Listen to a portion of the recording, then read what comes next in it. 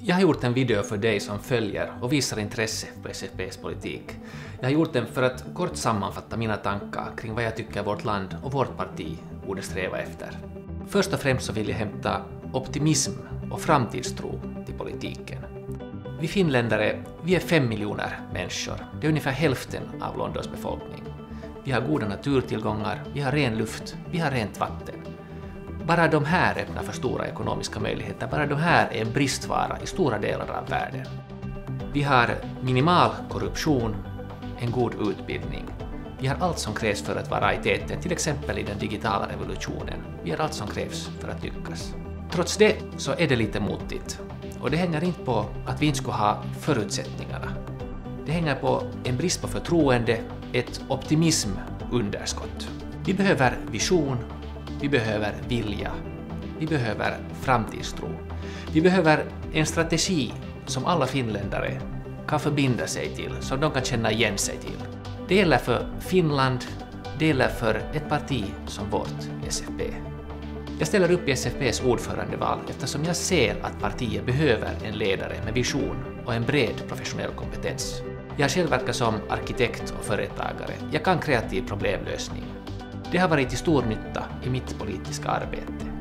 Jag har en god kontakt med näringslivet och har erfarenhet av styrelsearbete i börsbolag. Men mina största lärdomar har jag ändå fått som far i en familj med 5 barn. Jag har lärt mig konsekvens och tålamod, även om det ibland tryter. Och det har hjälpt mig att nå resultat också i politiken. När man ställer upp i ett ordförandeval i vårt parti, då ska det inte handla om personliga ambitioner, utan om en vilja att föra partiet framåt, och vi är det Finland. Det här är också min motivation. Jag vill att de värderingar SFP står för, att de ska få ett starkt fotfäste i så många finländares liv som möjligt. Och att SFP efter nästa val igen ska vara ett regeringsparti. Men vilka är då våra värderingar? Tolerans, jämställdhet, företagsamhet, en tro på alla människors lika värde, en förståelse för både stad och landsbygd, en övertygelse om att det att vara finländare, det är ingenting vi ska göra till ett nationellt spetsprojekt, det är ingenting vi ska definiera så snävt som möjligt, utan så brett och omfamnande som möjligt.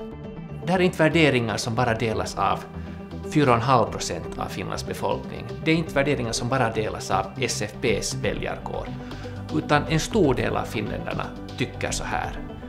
Och det är en bra sak. Det betyder att vi kan växa. Frågan är bara hur vi når ut med det här budskapet. Hur vi ska nå ut till den som känner igen sig i det här budskapet utan att de kanske vet om det. Och det här är en lockande utmaning. Mitt SFP, det är ett modernt och progressivt parti som har en bred politisk agenda. Det är en självklarhet att en levande tvåspråkighet är en central del av vår politik, och det senaste året har visat att vi behövs som svenskans försvarare. Men för att knyta tillbaka till det jag sa tidigare om delaktighet. Tvåspråkigheten, den är i hela landets intresse. Det budskapet måste få fram. Först efter det är det möjligt att desarmera motsättningarna. Under Karl Haglunds tid som ordförande så såg vi att vi kan nå ut över språkgränserna. Det var helt avgörande för att vi klarar oss bra i riksdagsvalet. Och den här pendeln, det svänger fortfarande åt vårt håll. Vi måste vara på den här öppningen, den här möjligheten. Jag vill leda ett parti som arbetar för ett Finland som svarar mot våra värderingar. En äkta mångkulturalism, en stark företagsamhet och en självklar jämställdhet.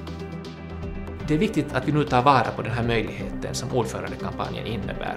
Att vi öppet diskuterar vart vi vill att SFP ska gå, vad vi tycker att SFP ska vara. Jag ser fram emot att träffa så många av er som möjligt. Jag ser fram emot många intressanta diskussioner med er, liksom med Anna, Maja och Ida.